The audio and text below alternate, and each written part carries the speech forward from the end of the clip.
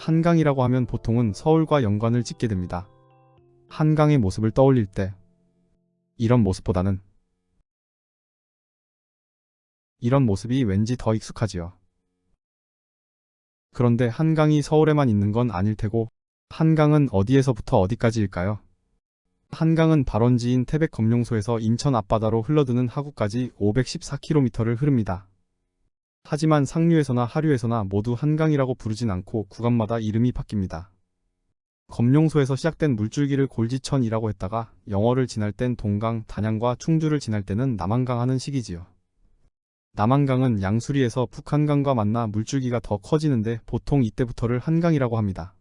그러니까 한강은 지천들을 모두 포함하는 전체 물줄기를 뜻하기도 하고 한 줄기로 합쳐진 양수리 이후를 말하기도 하는데 더 좁게는 서울 구간을 가리키는 경우도 많습니다. 그런데 이 한강이라는 이름이 조선시대에는 좀 다르게 쓰였습니다. 조선시대의 한강이라고 하면 남산 남쪽에 있는 한강진 주변 물줄기를 말했는데 지금의 한남대교에서 한강철교까지 생각하면 됩니다. 김정호가 쓴 대동지지라는 지리책을 보면 한강은 큰 강이라는 뜻이고 도성에서 남쪽으로 10리 떨어져 있다. 했습니다. 한강은 도성을 나와 남산을 지나면 바로 닿는 곳이라 도성방위에 중요한 위치였기 때문에 군사시설인 진이 설치돼 있었습니다. 그리고 한강진을 건너 남쪽으로 내려가는 길은 영남 지역으로 통하는 간선도로라 통행량이 많았지요. 조선 제1의 나루였던 한강진나루가 있던 곳에 현재는 한남대교가 있는데 지금도 통행량이 여전해서 한강의 모든 교량 중 차들이 가장 많이 다니는 다리입니다. 현재 한강이라는 말과 같은 의미로 쓰인 조선시대 명칭은 경강이었습니다. 말 그대로 서울의 강인데 광나루에서 양화진까지 한성부에 속하는 물줄기를 말했지요. 경강을 크게 3강으로 구분했는데 한강 외에 나머지 두 강은 용산강과 서강입니다. 용산강은 노량진에서 서쪽으로 마포까지 구간입니다.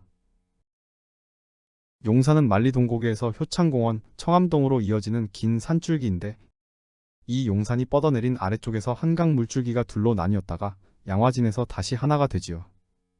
서강은 마포에서 서쪽으로 양화진까지 구간을 말합니다.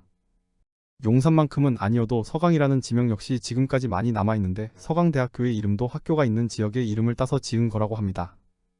서강과 용산강은 하류와 가깝다 보니 밀물때가 되면 바닷물이 이곳까지 밀려들어왔고 서해를 따라 경강하구까지 온 조은선들이 이 물길을 타고 마포나 용산포까지 올라올 수 있었습니다. 그래서 용산강과 서강 주변에는 전국에서 운반해온 쇠곡을 보관하는 창고들이 설치돼 있었지요.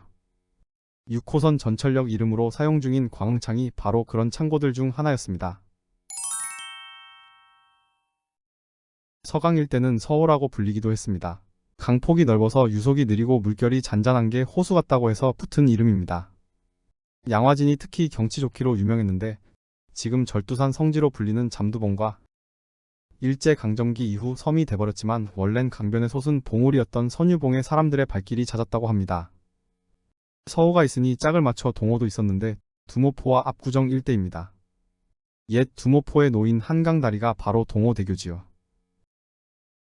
압구정은 세조 때 권세를 누린 한명회가 지은 정자로 동네 이름으로 그 흔적이 남아있습니다. 서호나 동호처럼 미사리 일대를 미호라고 부르기도 했고 용산에서 보는 한강을 용호라고 불렀습니다. 행주산성 앞쪽은 행호라고 했고요. 동호와 서호 사이를 남호라고 부르기도 했다는데 그러고 보면 강폭이 넓은 한강은 모든 곳이 호수처럼 보였을지도 모르겠습니다.